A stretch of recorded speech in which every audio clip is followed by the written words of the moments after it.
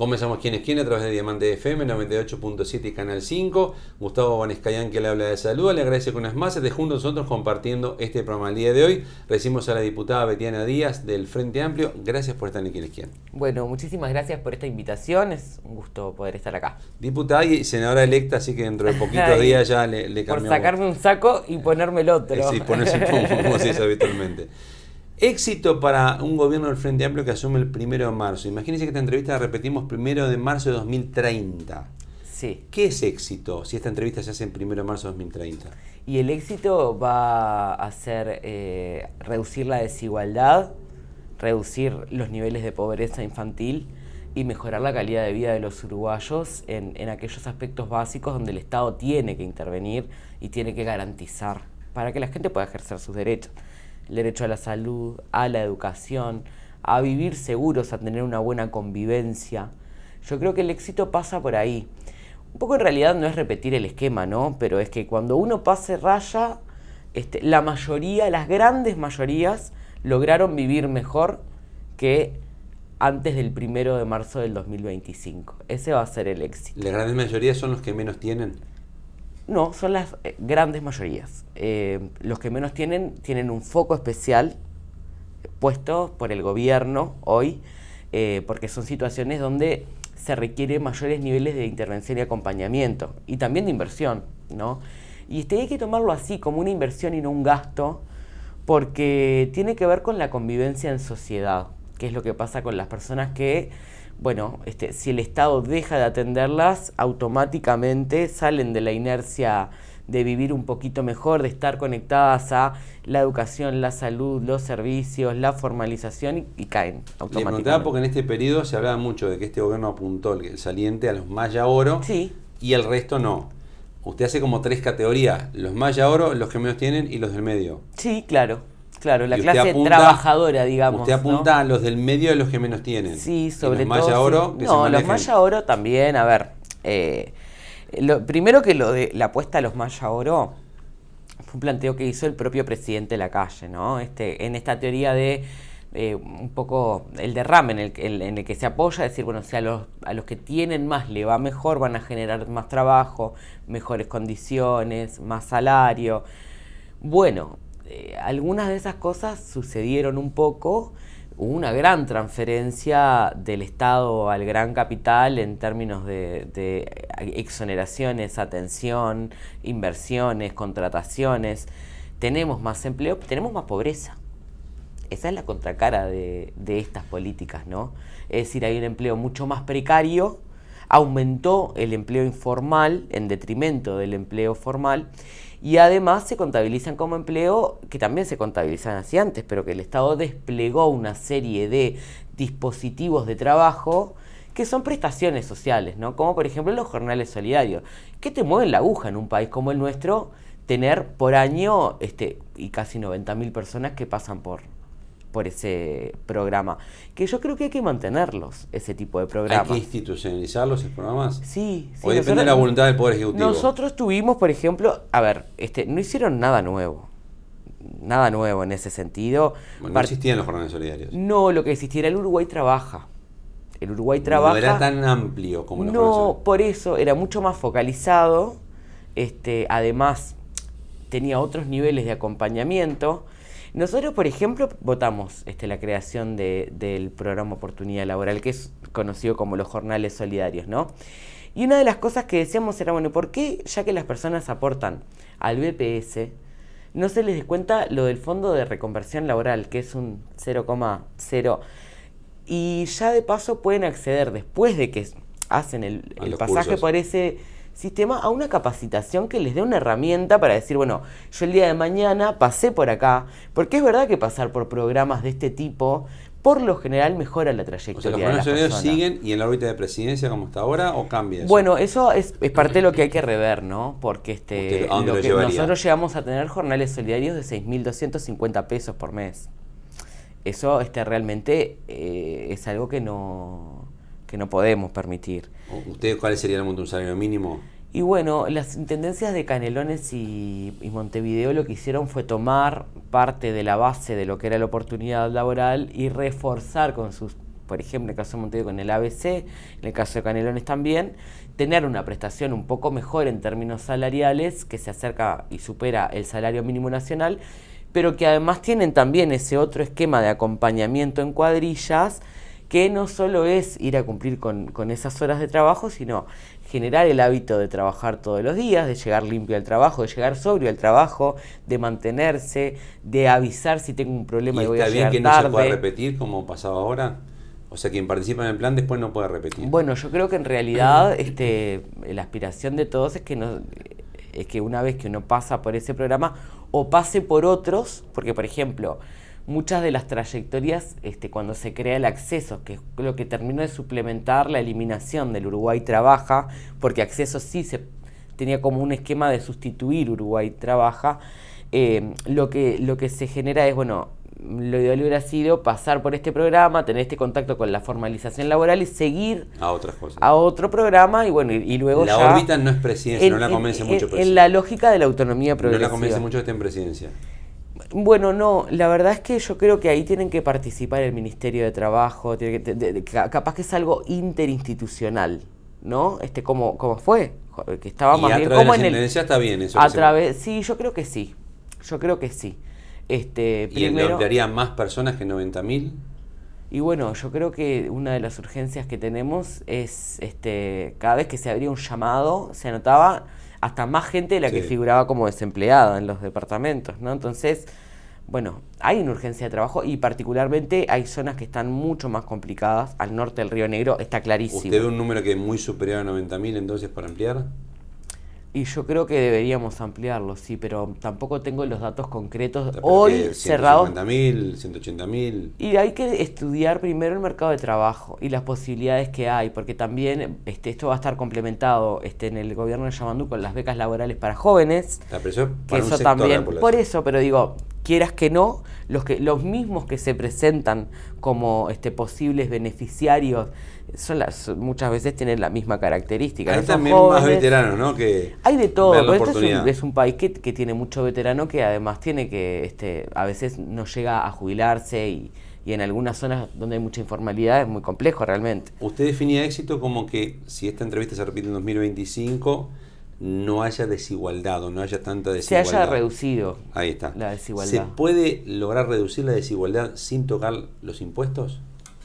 Sin tocar los impuestos. Bueno, a ver, en realidad sí, la desigualdad se movió en este gobierno, por ejemplo, aumentó, tocando los impuestos, incluso generando exoneraciones. Claro, bueno, eso es tocar impuestos. Con una focalización se supone, en la clase trabajadora, pero en realidad la desigualdad aumentó. O sea, los ricos son más ricos. Lo que no hubo fue una batería de políticas redistributivas orientadas desde lo fiscal. ¿Pero tiene prisa subir los impuestos a alguien para que haya más igualdad? No, eso yo creo que hay que rediscutir, sí, algunos impuestos. Por ejemplo. Y bueno, los impuestos, hay uno que está planteado hace tiempo ya, que es el impuesto a las transmisiones patrimoniales, todo lo que esos son las compraventas de casas o en las sucesiones. Exactamente. ¿Usted qué idea tiene en eso? Bueno, ahí en realidad ver, por ejemplo, por franjas, ¿no? No es lo mismo que yo herede una propiedad en alguna zona de Montevideo que en otra, o en alguna zona del país que en otra, o si es un conjunto de propiedades. Ver de darle progresividad, ¿no? En un esquema mucho más similar. Ahí subiría el impuesto a las transmisiones patrimoniales, según la zona. Sí, igual esto es una concepción un poco de orejear alguna discusión, ¿no? Pero no nos hemos sentado a discutir el diseño todavía. ¿Usted votaría ese aumento de impuesto entonces? Yo sí. Yo, como el Frente Amplio, estoy convencida de que una de las cosas que es más saludables para la sociedad es que pague más el que tiene más. Estoy convencida, profundamente convencida. ¿Qué otro impuesto tocaría? Bueno, yo creo que hay que rever, por ejemplo, algunas franjas del IRPF, sí. Quizás aumentar las primeras, rever algunas al final. O sea, el mínimo imponible que sea más alto, dice usted. Sí, yo creo que se podría ver eso, porque, bueno, de hecho, hay muchos trabajadores que están en la primera franja, que lo que tienen es situaciones de multiempleo, y no pienso en docentes. más porque en docentes, en personal de la salud, donde hay sectores de actividad donde hay muchísimo multiempleo, donde es lo habitual. Y además creo que también, bueno, tendríamos que ver esto de la diferencia en las actividades también, ¿no?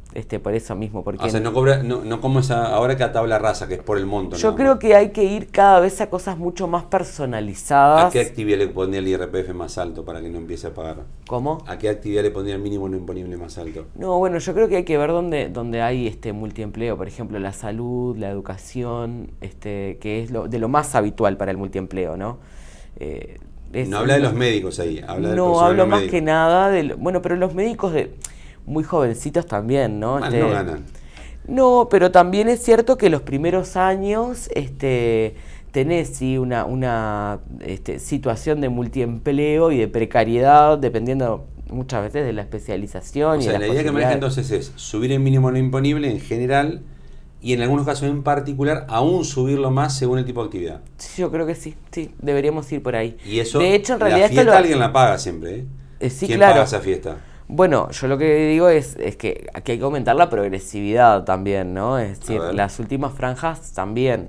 Pero hay que subirles el porcentaje de esas franjas. Yo creo que algunas franjas sí, capaz que a las últimas. Hay que ver el esquema más bien. Yo creo que esto, primero, hay que sentarse a conversarlo y también este tipo de reformas que se han mantenido, ¿no? Porque la reforma tributaria del Frente Amplio no la tocó nadie.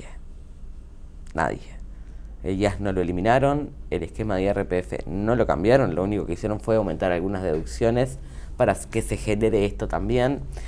Pero en términos generales, nosotros nuestras reformas las hacemos también con mucho diálogo atrás y con muchos acuerdos, ¿no? Entonces, en general, a mí no me gusta como mucho adelantar ideas que pueden ser mías, pero que de repente no tenemos charlado con sectores empresariales, con empleadores, con quienes generan empleo, con quienes pagan impuestos, porque me parece que también hablar y ir generando las instancias para adelantar, bueno, esto va a ser así, se va a trabajar así en una primera instancia. Porque pero para lograr el tema impuestos, la desigualdad, porque el tema impuestos, sí, claro. Sin esto... Sí, porque se necesitan más recursos. Por una vía es, sí, gravar más a quien tiene más. Y por otra vía es aumentar los ingresos del Estado uruguayo, que es algo que es, bueno, el desvelo de este gobierno y particularmente del equipo económico, pero esto es nuestra primera propuesta. El Uruguay tiene que crecer. Hace 10 años que estamos estancados en términos de crecimiento. Y en ese sentido es mejorar los ingresos también para poder financiar políticas públicas que reduzcan la desigualdad. Hablando de este tipo de temas económicos, control de lavado de activos, ustedes han sido críticos con la actual administración en cómo se lleva adelante. ¿También tienen modificaciones legislativas para proponer este tema?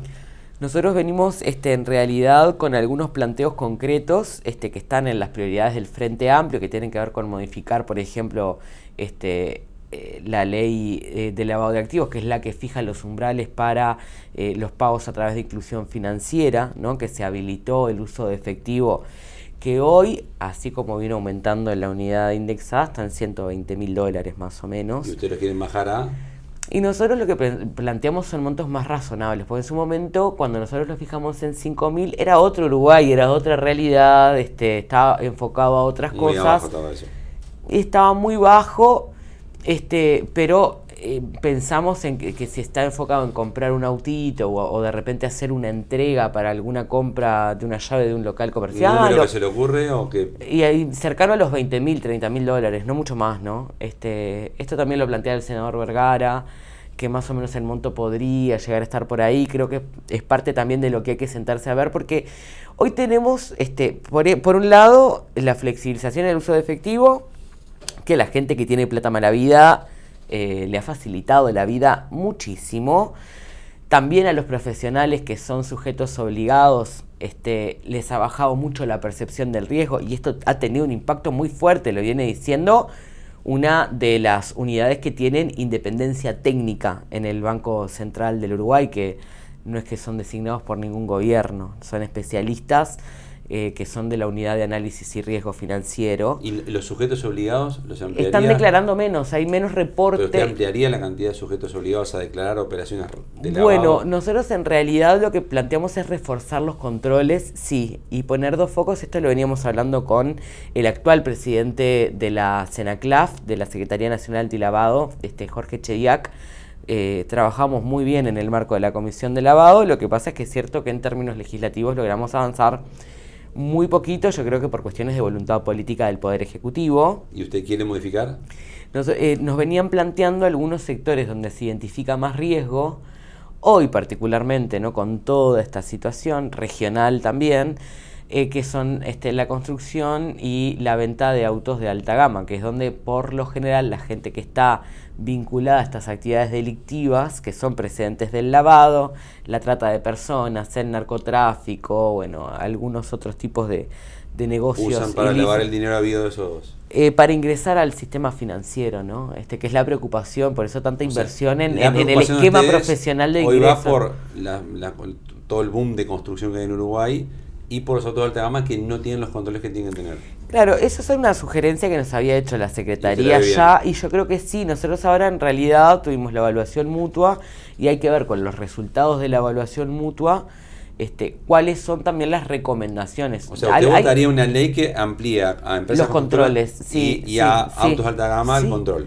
Sí, y vamos a tener un montón de tirón de orejas también, nosotros con el tema lavado, porque se condena mucho por delitos precedentes. Delito precedente es lo que provoca que ustedes descubran dónde fue el dinero. Claro, hay algún delito que le enciende una alarma a la administración. Ahí se dan cuenta y van a buscar. Y ahí probablemente te estés enfrentando a una situación donde además hay lavado de activos, pero ¿qué pasa? Capaz que es una situación de evasión fiscal, o capaz que es una situación de microtráfico, o de repente de vinculación a una red de explotación sexual de menores. ¿Y el tirón de orejas por dónde va a venir entonces? Porque tenemos pocas condenas por lavado, porque en realidad se pena por esos delitos, pero después que se pena no se continúa con esa investigación. ¿Y eso implica un cambio en la ley también para que ocurra? No, creo que tenemos que generar algunas condiciones institucionales para que la Fiscalía Especializada, y ahí puede ser que necesite algún impulso legislativo, pero más en términos presupuestales de infraestructura, cargo, capacitación. Hay que fortalecer la JUTEP. ¿Para usted Uruguay es un paraíso fiscal o un paraíso de lavado? No creo. Creo que sí se flexibilizó mucho y se le hizo la vida muy fácil a la gente que tiene dinero de actividades ilícitas. No perdimos nuestro estatus, dice usted. No, yo no creo que Uruguay sea un paraíso fiscal, realmente no lo creo así.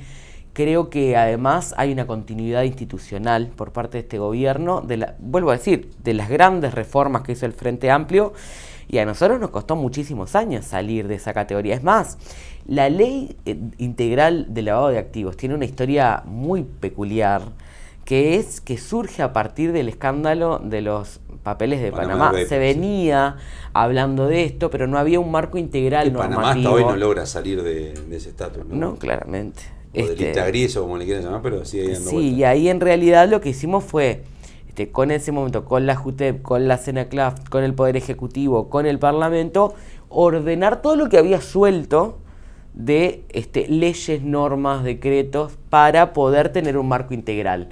Entonces, es una situación reciente, pero a partir de esto, es que Uruguay en este proceso sale de esa categoría de paraíso fiscal. Y yo creo que en ese sentido Uruguay tiene una fortaleza institucional, no hay que dejar de apuntalarla siempre. ¿Le invito a una pausa? ¿Cómo no? Continuamos a partir de nuevo de ¿Quién es quién? Con la diputada Betiana Díaz del Frente Amplio. Recordamos como siempre, horario principal de emisión de nuestro programa, jueves 22:30 horas en Canal 5, repeticiones viernes 10 de la mañana en Diamante FM y sábados 13 horas en Canal 5. Pausa y continuamos en ¿Quién es quién?